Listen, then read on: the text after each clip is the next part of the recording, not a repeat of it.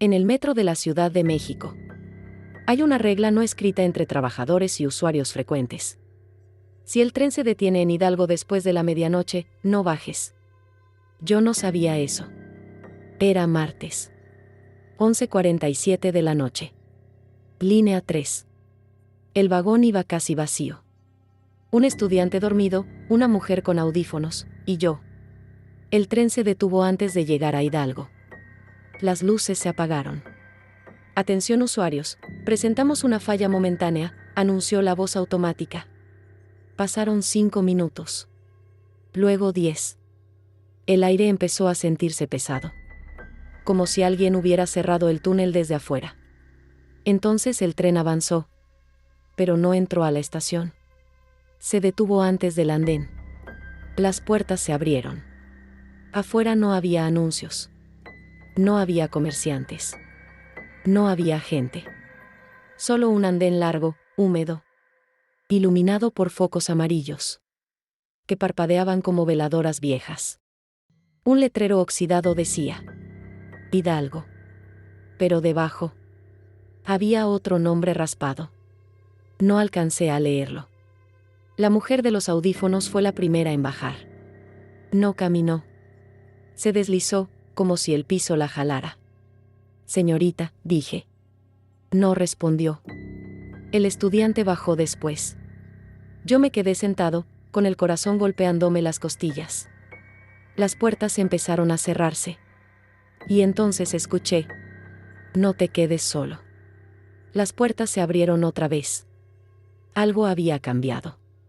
El andén ahora estaba lleno. Pero no de personas normales. Eran figuras borrosas, como fotografías mal reveladas. Algunas no tocaban el suelo. Otras tenían sombras que no coincidían con sus cuerpos. Un hombre con uniforme viejo de taquillero se acercó al vagón. Aquí se baja la gente que ya no existe, dijo sin mover los labios. Los que se quedaron entre una estación y otra. Me tomó del brazo.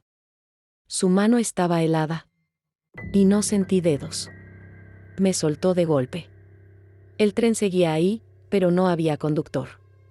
Miré el reloj del andén. 0. No se movía. Las figuras comenzaron a rodearme. Una mujer lloraba en silencio. Un niño repetía el nombre de su mamá. Un anciano golpeaba la pared como si buscara una salida que ya no existía. Murieron esperando, susurró alguien detrás de mí. Y ahora esperan a que alguien los sustituya. Las luces se apagaron. Sentí que el suelo vibraba. Grité. Corrí de regreso al vagón. Las puertas empezaron a cerrarse, lento. Demasiado lento. Una mano salió del andén y me sujetó el tobillo. Solo uno, dijo la voz. Para que el tren pueda irse. Empujé con todas mis fuerzas. La puerta se cerró. El tren arrancó de golpe. El tren llegó a Guerrero como si nada hubiera pasado. La gente subió. El servicio terminó normalmente. Nadie habló del retraso. Pero desde esa noche, cuando paso por Hidalgo, veo gente esperando en un andén que no existe. Personas mirando el túnel. Esperando que alguien más baje. Y ahora entiendo la regla. Si el tren se detiene en Hidalgo después de la medianoche, no bajes. Porque alguien tiene que quedarse. Dicen que en la Ciudad de México nada duerme. Ni siquiera bajo tierra. El metro CDMX es una bestia viva, respira vapor. Cruje con rieles oxidados y se alimenta de millones de almas todos los días.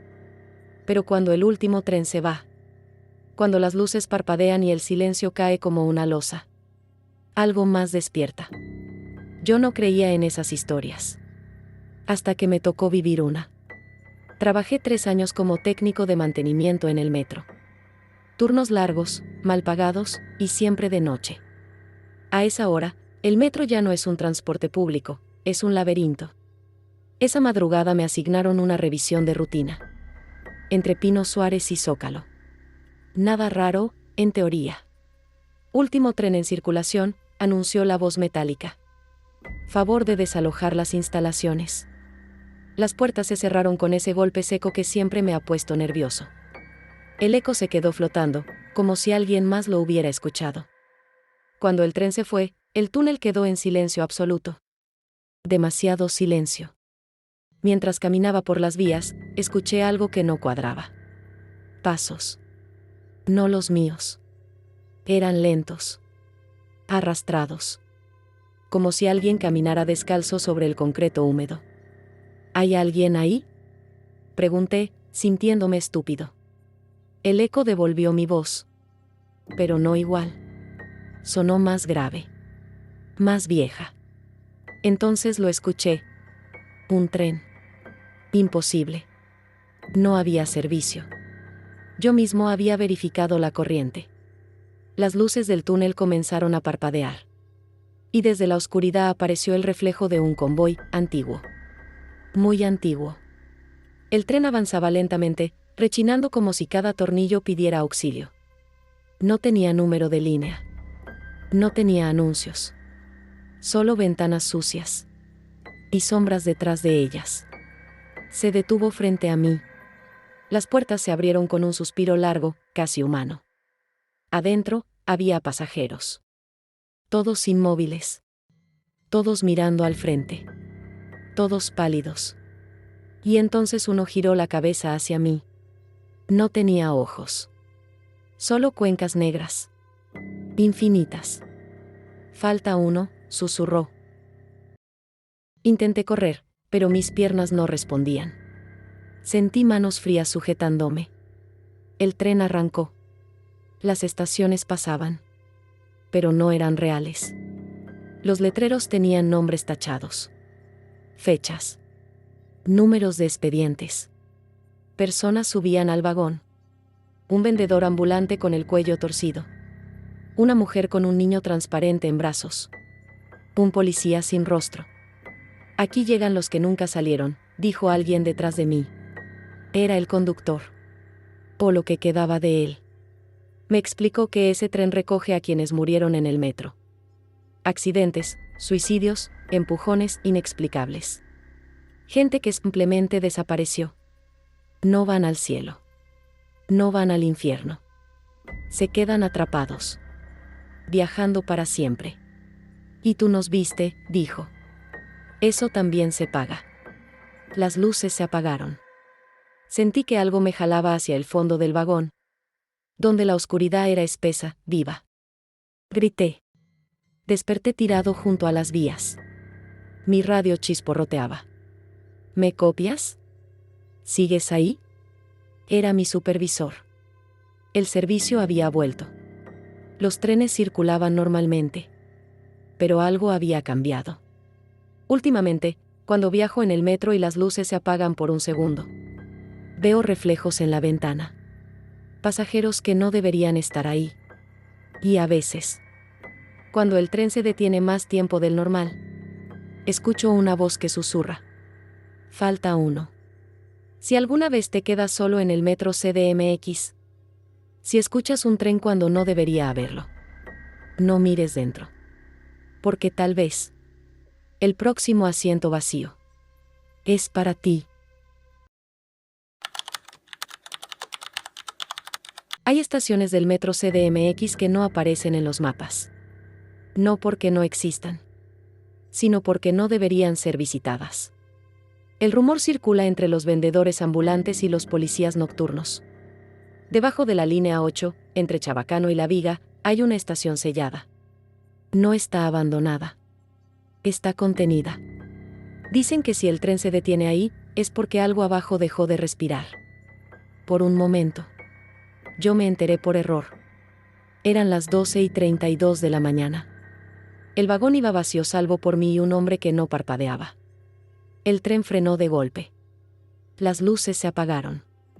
El silencio fue tan denso que me dolieron los oídos. El hombre sonrió. Ya nos escuchó, dijo. Las puertas no se abrieron. El piso se abrió. Descendimos por una rampa que palpitaba bajo los pies. Las paredes sudaban un líquido oscuro. los cables parecían venas. Cada cierto tiempo, el lugar exhalaba un viento caliente con olor a metal viejo y sangre. «Esto no es una estación», susurré. «No», respondió el hombre. «Es lo que está debajo del metro». Había personas arrodilladas a los lados del túnel, con chalecos del STC, con uniformes antiguos, con ropa de distintas épocas. Todos murmuraban lo mismo. «No despiertes. No despiertes. Son los que alimentan esto», me explicó. «Para que la ciudad siga en pie». Al fondo, algo se movía. No tenía forma definida. Era una masa de sombras, rieles y carne. «Cada cierto tiempo necesita a alguien nuevo», dijo el hombre. «Y tú viajabas solo». Intenté correr, pero el piso se contrajo.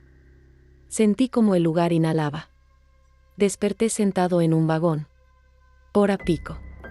La gente empujándose. Mis manos estaban cubiertas de un líquido oscuro. Miré mi reflejo en la ventana. No parpadeé. Desde entonces, trabajo de noche. Cuido que el tren nunca se detenga ahí. Y cuando alguien viaja solo, sonrío. Porque la estación tiene hambre. Eran las 11:57 de la noche cuando bajé a la estación. La raza. El eco de mis pasos rebotaba en los pasillos.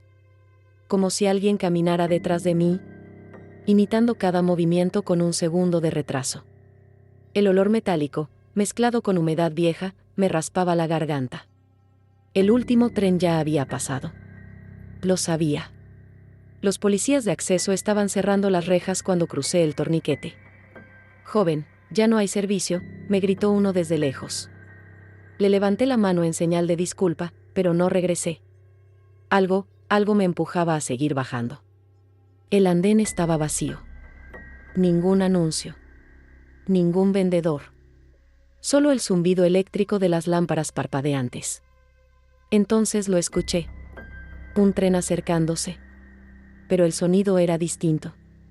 No era el rugido familiar de los convoys modernos, sino un rechinar pesado, como metal arrastrándose sobre huesos. Las luces del túnel se encendieron una por una. Pero el tren que emergió no tenía logotipos, ni número de línea, ni pantallas electrónicas. Era viejo. Demasiado viejo.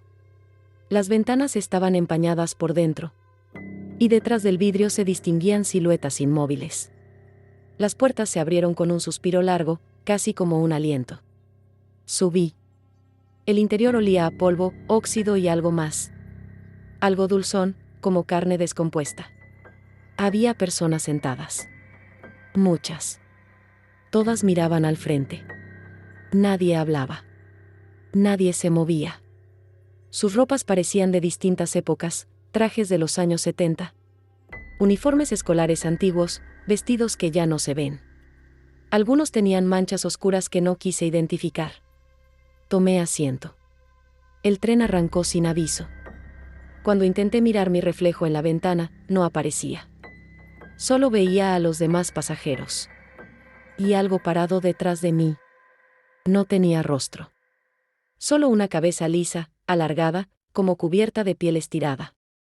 Sus brazos eran demasiado largos, y sus dedos tocaban el respaldo de mi asiento. Quise gritar. No pude. El altavoz crujió. Próxima estación. Hidalgo. Correspondencia con. La voz se cortó en un gorgoteo húmedo. Algunos pasajeros comenzaron a sonreír, lentamente, mostrando dientes negros, gastados. Como si hubieran masticado tierra durante años. El tren se detuvo. Las puertas se abrieron. No era Hidalgo. El andén estaba cubierto de murales rotos, con símbolos que no reconocí. El nombre de la estación estaba escrito. Pero las letras se movían, como gusanos formando palabras. Panteón. Una mujer se levantó. Llevaba un vestido blanco manchado de rojo seco. Al pasar junto a mí, me susurró. Aquí me empujaron. Nadie miró. Bajó del tren y desapareció en la oscuridad. El convoy siguió avanzando. Cada estación era peor. En una, vi niños tomados de la mano, esperando sin parpadear. En otra, policías antiguos colgaban del techo como marionetas rotas. En otra más, el tren no se detuvo. Pero vi cuerpos aplastados contra las paredes del túnel, fusionados con el concreto. Quise levantarme. Mis piernas no respondían. La cosa sin rostro seguía detrás de mí. Sentía su respiración inexistente. Finalmente, el altavoz volvió a sonar. Última estación. Observatorio. Descenso obligatorio. El tren se detuvo con un golpe seco. Todos los pasajeros se levantaron al mismo tiempo. Sus cabezas giraron hacia mí. «Tú no perteneces aquí», dijeron al unísono. La cosa detrás de mí me tomó del cuello. Vi imágenes que no eran mías, accidentes. Suicidios, empujones, accidentales. Cuerpos arrastrados fuera de cámara. Comprendí.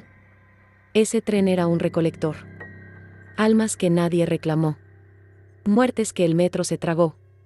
«Déjenme ir», logré susurrar. El ser sin rostro inclinó la cabeza. Sentí un tirón violento, y caí. Desperté tirado en el suelo. Estación La Raza. Los policías me sacudían. «¿Qué le pasó? ¿Está drogado?», preguntó uno. Miré el reloj, 12:03 de la mañana. No había trenes. No había nadie más. Pero en mi mano tenía algo. Un boleto viejo, amarillento, con letras borrosas. Último transbordo solo ida. Ahora, cuando entro al metro y se hace tarde, escucho a veces un tren que no aparece en el tablero. Y juro que alguien me guarda un asiento. En el metro de la Ciudad de México hay una regla no escrita que todos conocen, aunque nadie la admite en voz alta. Nunca te quedes solo en el vagón. Yo rompí esa regla un martes cualquiera. Salí tarde del trabajo. Línea 3, dirección Universidad. El vagón iba casi vacío, lo cual ya era raro para esa hora. 3 personas, un hombre dormido, una señora con bolsas del súper y un joven parado junto a la puerta. En Centro Médico, la señora bajó. En Etiopía, el joven. En Eugenia, el hombre dormido. Aunque juraría que nunca despertó. Las puertas se cerraron. Me quedé solo. O eso creí. El tren avanzó hacia División del Norte, pero algo cambió. El sonido del convoy se apagó poco a poco, como si entráramos en algodón. Las luces bajaron de intensidad. El reflejo en las ventanas ya no mostraba el túnel, sino otro vagón. Uno más viejo. Más sucio. Parpadeé. El reflejo volvió a la normalidad. Respiré hondo. Entonces escuché una tos. Venía del fondo del vagón. ¿Hay alguien ahí?, pregunté, sintiéndome ridículo. No hubo respuesta. Pero el asiento del fondo se hundió lentamente, como si alguien se sentara. Mis manos comenzaron a sudar. El tren no se detuvo en División del Norte. Pasó de largo. «Atención usuarios». Intentó sonar el altavoz, pero la voz se distorsionó. «No volteen». El mensaje se cortó. Sentí una presencia detrás de mí. No podía verla. Pero sabía exactamente dónde estaba.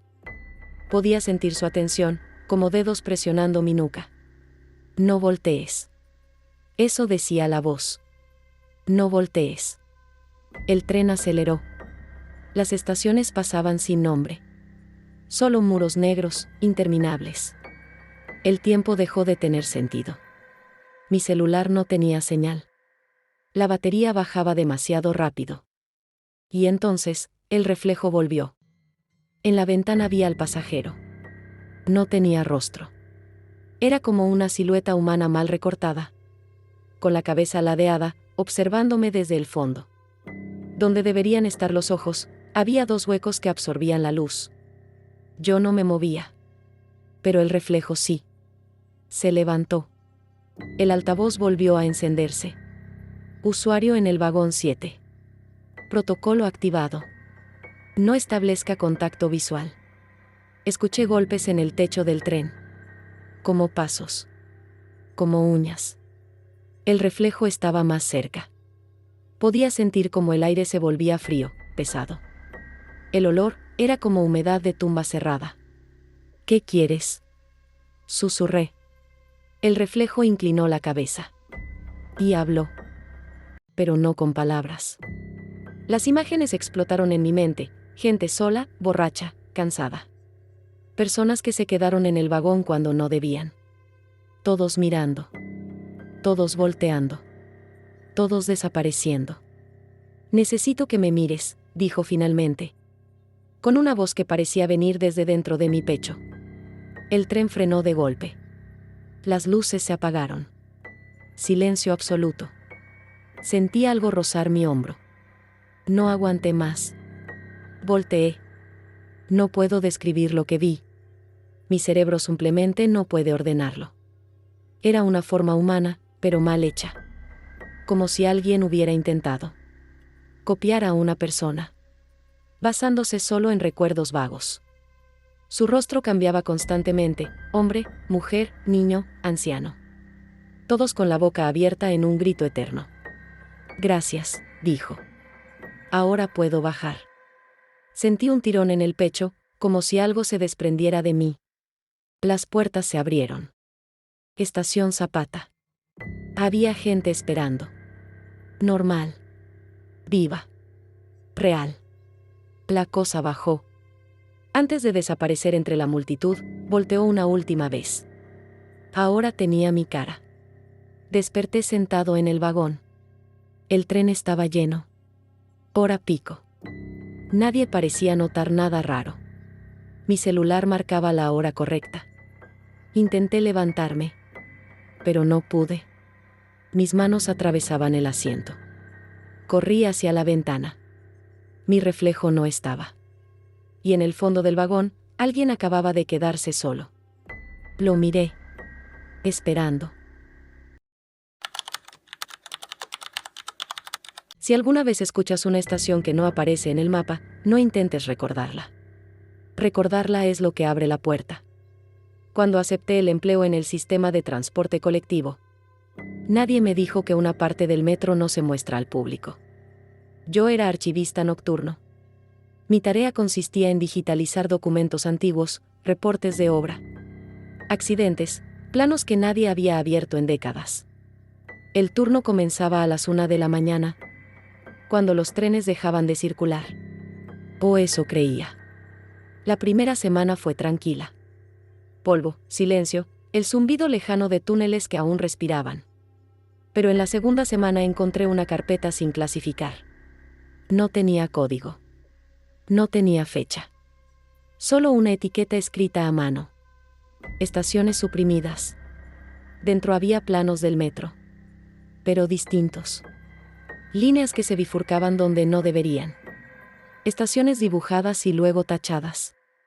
Algunas tenían símbolos, cruces, círculos. Marcas que recordaban glifos prehispánicos. Cada estación tenía una nota breve. No anunciar el nombre. Cerrar accesos después del último servicio. Nunca permitir pasajeros conscientes. Pensé que era una broma. Un proyecto cancelado.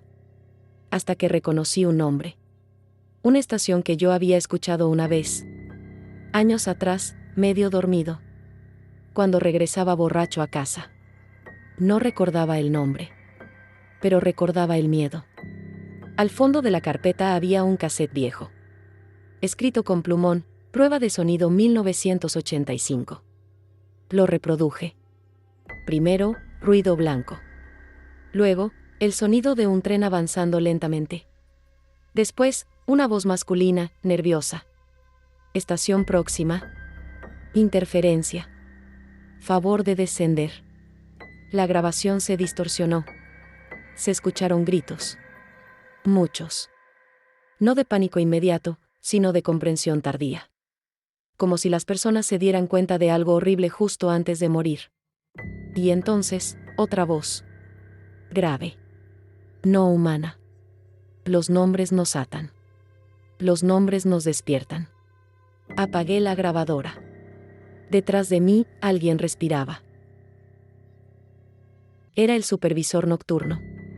Un hombre mayor, uniforme impecable, ojos cansados. No debiste abrir eso, dijo con calma. Ahora el metro sabe que tú sabes. Quise reír. No pude. ¿Qué es esto?, pregunté. ¿Qué son esas estaciones?, suspiró.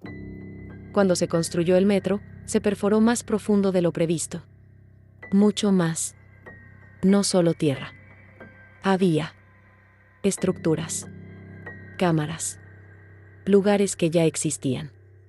Me explicó que algunas estaciones no eran puntos de transporte, sino sellos. El tránsito humano, los anuncios, los nombres repetidos todos los días. Todo formaba parte de un ritual de contención. Pero algunas estaciones pidieron más. ¿Más qué?, pregunté. Pasajeros, respondió.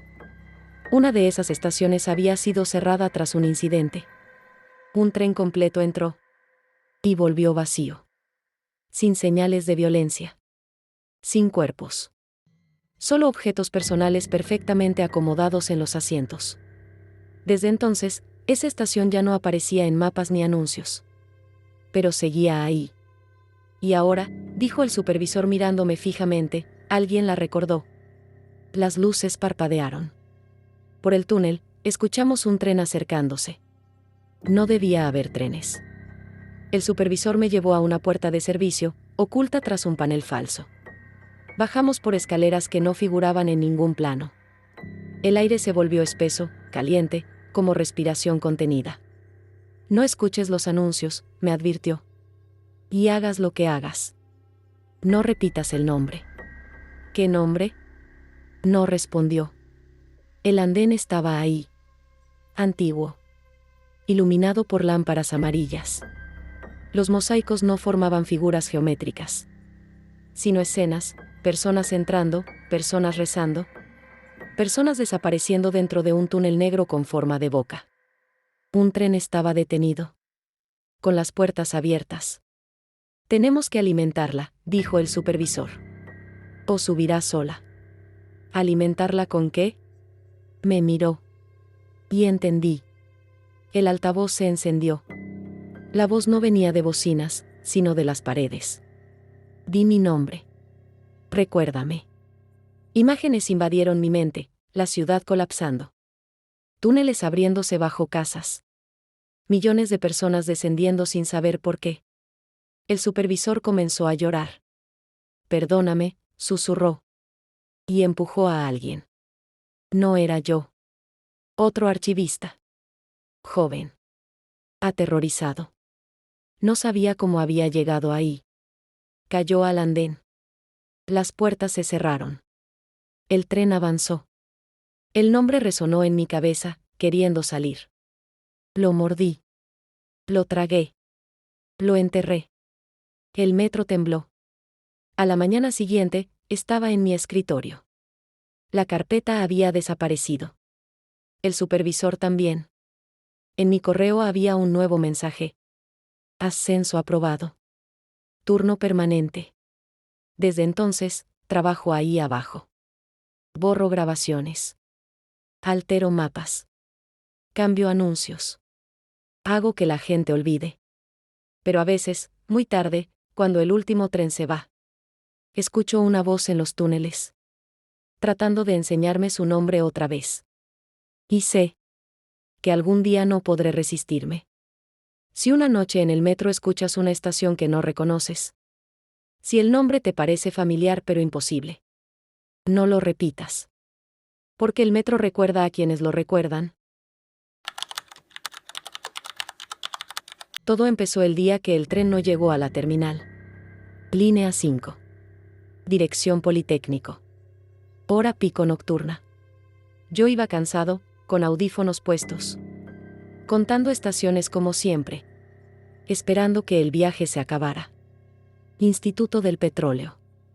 Autobuses del Norte. La Raza. Después de La Raza, el tren siguió avanzando. Pensé que no había puesto atención. Miré a los demás pasajeros. Nadie parecía notar nada raro. Todos con la mirada baja. Dormidos, viendo el celular. como si el tiempo estuviera detenido dentro del vagón. El tren no disminuyó la velocidad. Pasaron minutos. Luego más. El túnel se volvió demasiado largo. Las luces ya no aparecían a intervalos regulares. Algunas estaban apagadas. Otras eran de un color amarillento, enfermo. El sonido del tren cambió, ya no era constante, sino irregular, como un corazón fallando. ¿No deberíamos haber llegado?, pregunté en voz alta. Nadie respondió. Una mujer levantó la vista lentamente. Aquí nunca se llega, dijo. El celular no tenía señal. La hora no avanzaba. Alguien intentó accionar la palanca de emergencia. Nada ocurrió. El tren no reaccionó. No había frenos. No había sistema. Solo movimiento. Con el paso del tiempo, el cansancio se volvió insoportable. No un cansancio normal, sino uno que nacía en los huesos. Como si el cuerpo supiera que no estaba hecho para permanecer despierto tanto tiempo. Algunos pasajeros se sentaron en el suelo. Otros se recostaron. Un hombre comenzó a llorar en silencio, repitiendo el nombre de su madre. Cuando el primer pasajero murió, nadie se sorprendió. Simplemente dejó de respirar. El tren siguió. Pasaron días. Lo sé porque la barba me creció y mis uñas se volvieron largas. El hambre dejó de doler después de un tiempo. La sed también. Era como si el cuerpo entendiera que ya no valía la pena reclamar. Los muertos no eran retirados. Nadie los tocaba.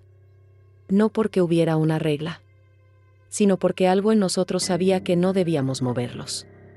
Empezaron a aparecer cambios. Algunos pasajeros ya no despertaban del todo. Caminaban lento, arrastrando los pies, mirando siempre hacia el frente del vagón. Su piel se volvía opaca. Sus ojos, vidriosos. Seguían vivos. Pero ya no eran personas. Ellos ya entendieron, susurró la mujer que había hablado antes. El metro los aceptó. ¿Aceptó para qué?, pregunté. Me miró con compasión. Para quedarse. Un día, el tren se detuvo. Las puertas se abrieron. Había un andén. No tenía nombre. No tenía anuncios. Solo gente parada. Esperando. Eran demasiados. Miles. Quietos. Con los ojos abiertos. No bajen, gritó alguien. No bajen. Algunos lo hicieron.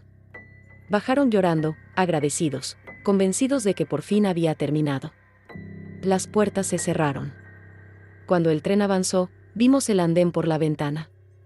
La gente que había bajado ya estaba dentro del túnel, fusionándose con las paredes, estirándose, deformándose, convirtiéndose en parte de la estructura. Entendimos. El metro no transportaba personas. Las absorbía. Los altavoces se encendieron por primera vez. No fue una voz mecánica. Fue algo viejo. La ciudad creció demasiado. La ciudad pesaba demasiado. Necesitábamos espacio. Imágenes inundaron nuestras mentes, excavaciones. Túneles imposibles, capas bajo la ciudad donde ya no había tierra. Solo cuerpos comprimidos, almas estiradas como cables. Sosteniendo el peso de millones de vidas. Ustedes son el refuerzo. El cimiento. Comprendí entonces que el metro no era un sistema de transporte. Era una estructura viva, alimentada con pasajeros. Diseñada para evitar que algo peor emergiera desde más abajo. Y siempre necesitaba más. Empecé a olvidar cosas. Mi apellido. La cara de mi padre. Mi voz. Cuando hablaba, sonaba hueca, lejana. Mi reflejo en la ventana ya no se movía al mismo tiempo que yo. Algunos pasajeros comenzaron a pegarse al piso. Literalmente. Sus pies se hundían, como si el vagón se volviera blando solo para ellos. No gritaban. Sonreían. Ya casi, decían. Ya casi descansamos. Yo no quería descansar. Yo quería salir. Un día, el tren frenó de golpe. Las luces volvieron a ser blancas.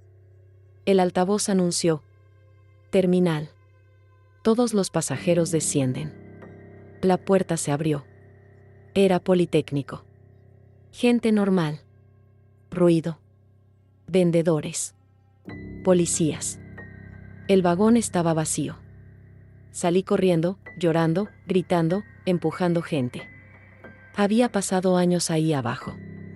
Pero afuera, solo habían pasado 20 minutos. Creí que había escapado. Han pasado meses desde entonces. Pero algo no está bien. Cuando entro al metro, las puertas tardan más en cerrarse cuando yo estoy cerca.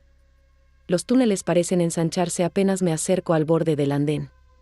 A veces, al pasar frente a las ventanas del tren, mi reflejo no se baja conmigo. Anoche, escuché un anuncio. No por los altavoces. Dentro de mi cabeza. Servicio reanudado. Pasajero pendiente de reincorporación. Y entendí la verdad final. El metro nunca termina. Solo te deja salir. Cuando ya eres parte de él.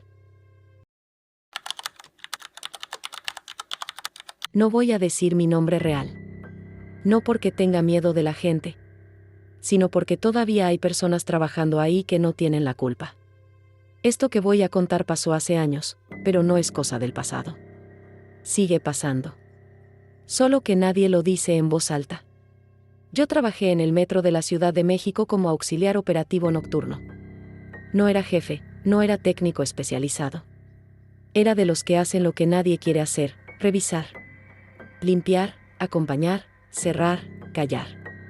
Y eso último es lo más importante. Al metro se le conoce lo que está arriba: estaciones, líneas, colores. Pero hay otro metro debajo.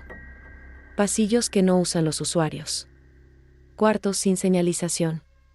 Desvíos que no aparecen en planos recientes. No porque sean secretos, sino porque ya no conviene recordarlos. La primera vez que me tocó bajar a uno de esos espacios fue por una incidencia menor. Eso decía el reporte. Nada grave. Solo ir a verificar algo entre estaciones, ya de madrugada. Éramos 2. Nunca mandan a uno solo. Nunca. Hay un olor que no se quita. No es drenaje. No es humedad. No es basura. Es una mezcla de metal viejo, polvo fino y algo orgánico. Como ropa sudada que nunca se secó. Ese olor solo existe en ciertos tramos. Y cuando lo hueles, sabes que no deberías estar ahí tanto tiempo. Mi compañero no hablaba. Yo tampoco. En el metro, hablar de más es mal visto. Lo primero que encuentras no son cuerpos. Son cosas. Zapatos. Mochilas. Credenciales rotas. Celulares apagados desde hace años. Nada junto. Nada ordenado. Como si la gente hubiera pasado por ahí, pero no hubiera salido igual. Eso no se reporta. Eso se recoge. Oficialmente, cuando alguien muere o desaparece en el metro, hay procesos claros. Actas. Cierres. Investigación. En la práctica, no siempre.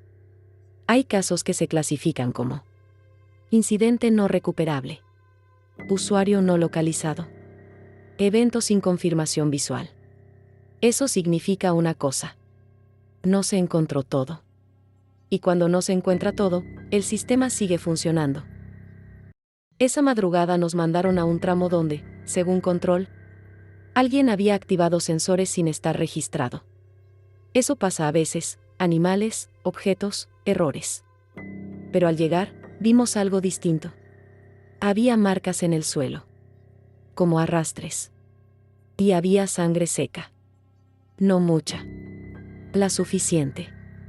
Mi compañero la vio, respiró hondo y dijo algo que nunca voy a olvidar. Esto no se levanta. No pregunté qué quería decir. Ya lo sabía. Reportamos. La respuesta fue inmediata, y eso fue lo más raro. Entendido. No procedan. Retírense. Pero hay indicios, dije. Silencio. Luego.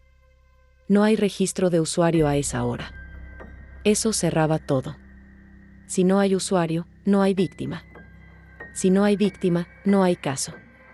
Antes de irnos, vi algo atorado entre dos placas metálicas. Un anillo. Sencillo. Con una fecha grabada. No lo tomé. No porque no quisiera ayudar, sino porque entendí que ese objeto ya no pertenecía a nadie. Había pasado a otra categoría. Después empecé a notar patrones. Personas reportadas como desaparecidas que coincidían con turnos nocturnos. Zonas donde nunca pasaba nada, pero siempre había mantenimiento. Empleados que pedían cambio de línea sin explicar por qué. Y algo más. Nadie hablaba de eso fuera del trabajo. Ni siquiera entre nosotros. No hacía falta que te amenazaran. El sistema mismo te enseñaba a no preguntar. Yo renuncié meses después. No por ese caso. Por todos los que vinieron después. Me dieron la mano. Firmé papeles. Me pidieron discreción. No me dijeron, no hables. No fue necesario. No estoy diciendo que el metro mate gente. No estoy diciendo que haya conspiraciones. Estoy diciendo algo peor. Que en una ciudad tan grande, tan rápida, tan acostumbrada a perder cosas. Hay lugares donde desaparecer no es raro. Solo es incómodo. Y cuando algo es incómodo, se barre, se archiva, se sella y se olvida. El metro sigue funcionando. Todos los días. Pero algunas noches, cuando el tren se detiene entre estaciones. Cuando las luces bajan. Cuando nadie explica por qué. Recuerda esto. No todo lo que entra al metro sale registrado. Y no todo lo que se pierde se busca de verdad. Grabo esto porque ya no trabajo ahí y porque el cáncer no me va a dar tiempo de arrepentirme. No busco que me crean. Busco que quede dicho. Trabajé 9 años en el metro de la Ciudad de México. Área operativa nocturna. Turnos donde no hay cámaras encendidas todo el tiempo. Donde los reportes se hacen después. Donde el papel importa más que la persona. Aquí no hay historias. Hay procedimientos. Si una persona cae a vías en horario normal, se activa. Protocolo. Ambulancias. Cierre parcial. Notas. Fotos. Todo mundo se entera. Si pasa de madrugada, con pocos usuarios, se evalúa. Eso no te lo dicen así, pero así funciona. Se evalúa. Si hubo testigos.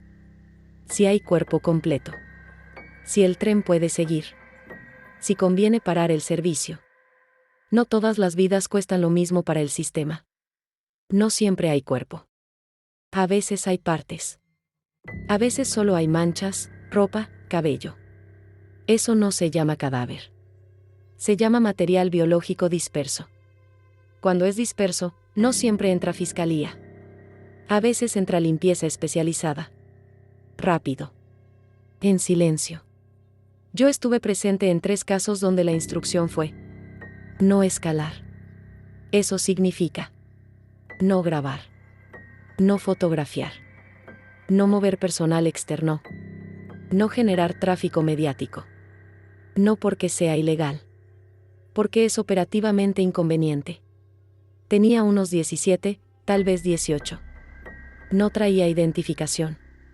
Se cayó o lo empujaron. Nadie lo supo. Nadie lo vio. Cuando llegamos, el tren ya había pasado 2 veces. No había cuerpo. Había una sudadera. Un tenis. Restos. Control preguntó: ¿confirmación visual? El jefe miró y dijo: negativo. Eso cerró el caso. El reporte que se levantó decía: incidente en zona de vías. Sin afectación a usuarios. Servicio continuo. Eso es una mentira funcional. Sirve para que el sistema no se detenga. Los objetos personales no siempre regresan. Cuando no hay cuerpo identificado, pasan a resguardo temporal. Después a archivo. Después nadie los reclama porque nadie sabe dónde buscar. He visto cajas llenas de cosas sin nombre. relojes, anillos, credenciales escolares, fotos dobladas. Eso no es evidencia. Es estorbo. Los operadores saben. Los de limpieza saben. Los supervisores saben. No somos monstruos. Somos empleados. Y los empleados aprenden rápido que cosas no se preguntan. Si quieren conservar el trabajo. Nunca firmé un acuerdo de confidencialidad. Nunca me amenazaron. El silencio es voluntario porque el sistema te traga si no lo eres. Te cambian de turno. Te aíslan. Te cargan errores. Te quiebran. Eso también es protocolo. Porque el metro mueve millones. Porque cerrar una línea cuesta más que una vida sin nombre. Porque los reportes se hacen para que cuadren números, no para buscar justicia. Porque la ciudad necesita llegar a tiempo más de lo que necesita saber la verdad.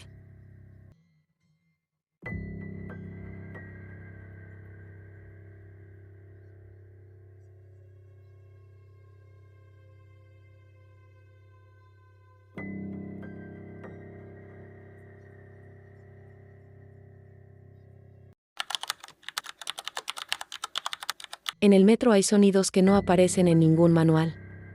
No hablo de los rieles, ni del frenado, ni del murmullo de la gente. Hablo de otros. Ecos que no corresponden a ningún paso. Golpes que no generan vibración. Voces que no vienen de ninguna boca. Los trabajadores viejos no los mencionan. Los nuevos creen que es su gestión. Yo también lo creí.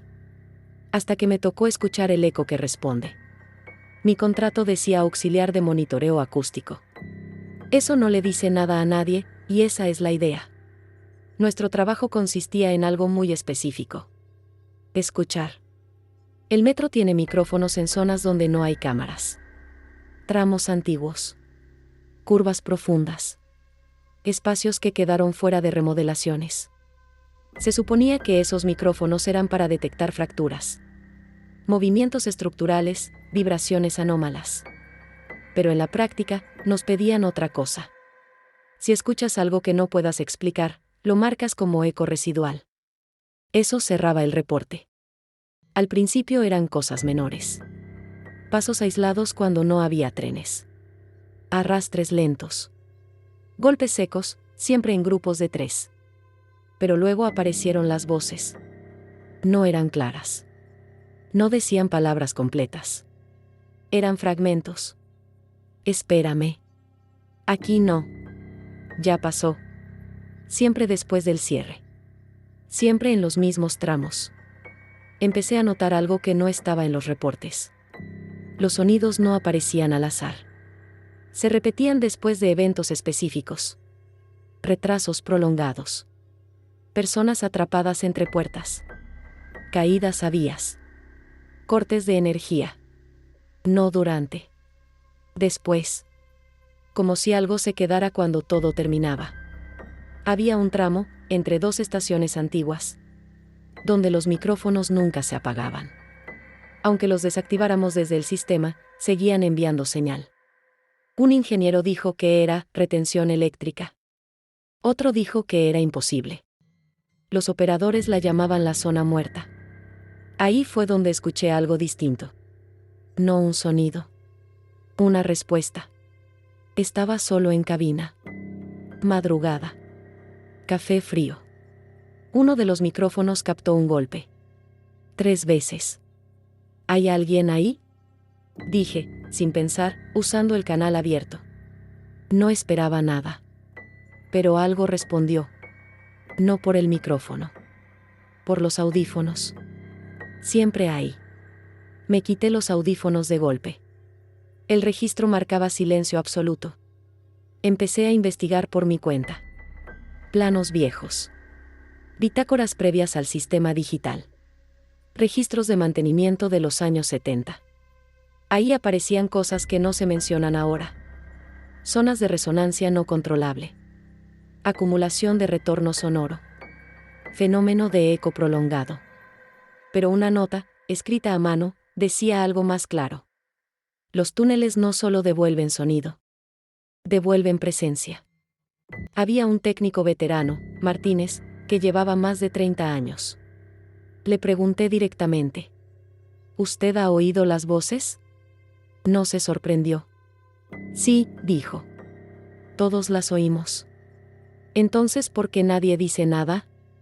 Porque si escuchas lo suficiente, te contestan cosas que no quieres saber. Una noche, los sonidos empezaron a copiar. Primero imitaban pasos humanos. Luego respiración. Luego, mi propia voz. Escuché mi nombre pronunciado exactamente como lo decía mi madre. Eso no era una grabación. No estaba en ningún archivo. Martínez me explicó algo que jamás estuvo en un manual. El metro se construyó sobre capas viejas. No solo de tierra. De historias. De muertes. De miedo. ¿Y eso qué tiene que ver con el sonido? Todo deja eco. Algunos ecos aprenden. Decidí grabar una noche completa. Sin filtros. Sin cortes. Cuando revisé el audio, encontré algo imposible. Entre los sonidos, había conversaciones completas. Personas pidiendo ayuda. Discutiendo. Llorando. Y algo más. Respuestas. En uno de los audios, una voz dijo claramente: no nos dejaron salir. Otra respondió: no sabían que seguíamos aquí.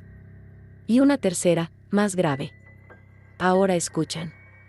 Una madrugada, hubo un apagón parcial. El sistema se quedó sin monitoreo. Cuando regresó la señal, los micrófonos captaron algo nuevo. Un coro. Decenas de voces hablando al mismo tiempo. No gritaban. Explicaban. A la mañana siguiente nos reunieron. Se va a desinstalar el sistema acústico antiguo, dijo el supervisor. Demasiadas interferencias. ¿Y los sonidos? Pregunté. No son sonidos, respondió. Son residuos. Antes de que apagaran todo, me quedé solo una noche más. Activé el canal. ¿Qué quieren? Pregunté. El eco tardó. Luego respondió: que no nos olviden. ¿Qué pasa si apagan el sistema? Silencio. Luego, nos quedamos solos otra vez. Desinstalaron los micrófonos. Los túneles siguen ahí. La gente sigue viajando. Pero ahora, cuando el tren se detiene entre estaciones. Cuando el sonido tarda en volver. Cuando el silencio pesa demasiado. Recuerda esto. No todo eco es un reflejo. Algunos son respuestas tardías de cosas que nunca se fueron. Y el metro escucha más de lo que dice. En el metro de la Ciudad de México hay cosas que no nacen. Se forman. No tienen nombre propio porque no son una sola cosa, sino acumulaciones. Restos. Repeticiones. Hambre. En el metro de la Ciudad de México hay 3. Los trabajadores antiguos no las llaman demonios. No las llaman fantasmas. Las llaman formas. Porque nunca se ven igual 2 veces. Cuando entré a trabajar como operador nocturno, me dieron 2 cosas. Un gafete. Y un cuaderno sin logos, sin sellos, sin firma.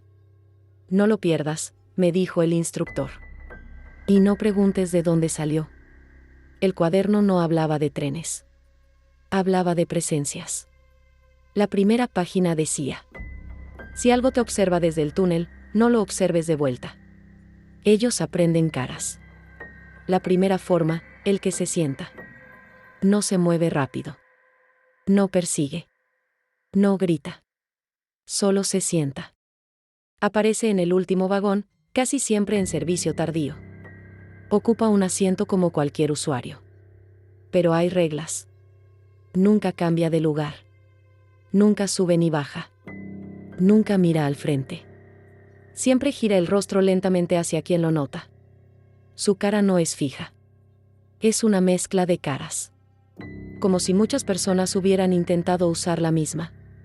El manual decía: si el que se sienta te mira, no te levantes. Si te levantas, entiende que el asiento queda vacío. Yo lo vi por primera vez en línea B. Sentí algo pesado sobre el pecho. No miedo. Responsabilidad. La segunda forma, las manos del andén. No tienen cuerpo. Solo manos. Salen de las grietas entre el borde del andén. Y las vías cuando el tren tarda demasiado. No jalan de golpe. Tocan. Primero el zapato. Luego el tobillo. Luego esperan. El manual era claro. Si sientes contacto, no grites. El sonido las excita.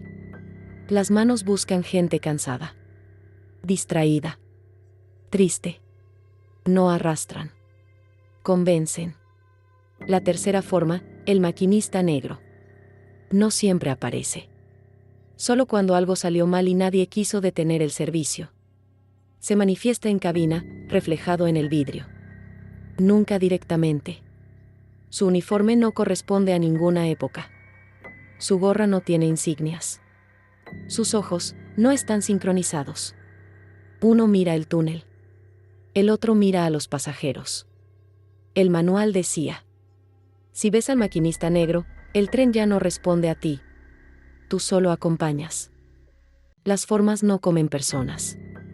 Comen momentos. El segundo exacto antes de una caída. El instante en que alguien decide no avisar. La pausa donde se pudo frenar. Y no se hizo. Cada vez que el sistema prioriza seguir, ellas crecen. No por maldad. Por diseño. Una noche, un usuario se lanzó. Yo lo vi.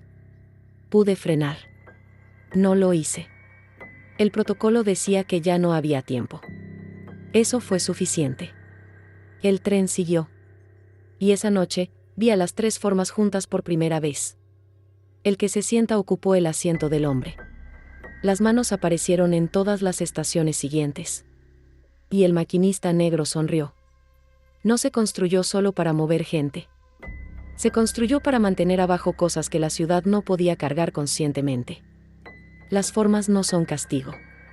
Son mecanismo de equilibrio. Cada sistema grande necesita algo que se lleve lo que sobra. El manual tenía una última página. Nunca la leí. Hasta esa noche. Cuando las tres formas se manifiesten juntas, el sistema pedirá un operador completo. No entendí hasta que el maquinista negro habló. Ya sabes cómo funciona, dijo. O el metro se detiene, o alguien se queda. No hay cielo. No hay infierno. Hay un vagón sin puertas. Ahí se quedan los que aceptan. Ahí aprenden a sentarse. A tocar. A conducir sin cuerpo. Yo acepté. Porque la ciudad no puede parar. Si alguna vez viajas tarde. Si ves a alguien sentado que no parpadea. Si sientes dedos en el tobillo. Si el tren avanza aunque el operador no toque nada. No es una falla. Es que el metro sigue funcionando. Y alguien decidió quedarse para que tú pudieras bajar. Nada que vive bajo tierra debería aprender el color del cielo. Eso fue lo primero que escribió el ingeniero Aguilar antes de desaparecer. No fue un poema. Fue una advertencia. El incidente no ocurrió de noche. Eso es lo que más inquieta. Fue a las 12:47 del día, hora pico. Línea saturada. Trenes llenos. Teléfonos grabando todo. El tren se detuvo entre estaciones. Nada extraño. Lo extraño fue el sonido. No fue un golpe. No fue un corto. Fue una respiración. Grave. Lenta. Como si algo enorme se acomodara después de mucho tiempo encogido. Yo trabajaba en control central, monitoreo de anomalías. Las pantallas mostraron fluctuaciones térmicas en túneles donde no hay ventilación directa. Algo caliente se movía en dirección contraria al tren. El ingeniero Aguilar dijo una sola frase. Eso no sigue las reglas. Pidió los planos antiguos. No los digitales. Los de papel. Los que ya no se usan. Los planos mostraban cámaras de contención. Construidas antes de que existiera el metro moderno.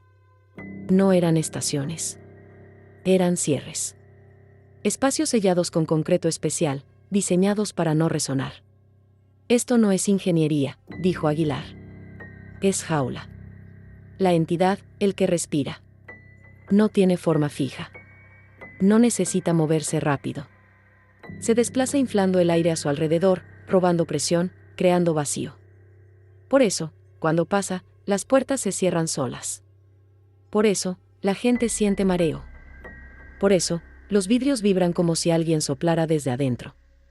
Aguilar lo llamó el que respira, porque no se alimenta de cuerpos, sino de aire usado. Aire exhalado en pánico. Aire estancado de túnel. Aire que ya no quiere ser respirado. El problema no fue que despertara. Fue que encontró una salida. Un respiradero de mantenimiento mal sellado. Una obra inconclusa. Un ducto olvidado. El que respira siguió el aire fresco. Y el aire fresco lleva arriba. A las 13:22, en una avenida cercana a una estación profunda, la gente empezó a sentir algo raro. No olor. No sonido. Falta. Falta de oxígeno. Personas jadeando sin razón. Palomas cayendo. Perros tirándose al suelo. Las cámaras mostraron una distorsión, como calor, pero invertido. Algo invisible aprendiendo a expandirse. La orden fue clara. No cerrar estaciones. Evitar pánico. Eso lo selló todo. El que respira no distingue entre túnel y calle. Solo sigue corrientes. Cada respiración colectiva lo hacía crecer. Cada grito lo fortalecía. Aguilar entendió antes que nadie. No es depredador, dijo. Es migratorio. Sacó una llave antigua. Esto abre una cámara vieja. ¿Para qué? Para regresarlo. ¿Y si no entra? Aguilar me miró. Entonces alguien tiene que llevarlo. Guiaron al que respira usando ventiladores industriales. Cierres parciales, falsas corrientes. Era como pastorear una tormenta. Pero ya había probado el cielo. Y el cielo le gustó. Aguilar bajó solo. Abrió la cámara. Se paró en medio. Respiró profundo. Demasiado profundo. Las cámaras registraron cómo el aire se deformó hacia él. Luego nada. La ciudad siguió. El incidente se clasificó como falla de ventilación. Aguilar no existe en registros actuales. Pero desde ese día, hay zonas de la ciudad donde el aire se siente pesado sin razón. Donde respirar cuesta, aunque no haga calor. Donde la gente se detiene un segundo, toma aire. Y siente que algo más también lo hace. Porque el que respira aprendió algo importante. El cielo no es una barrera. Es solo otro espacio cerrado. Lleno de pulmones. Y no todo lo que sube vuelve a bajar.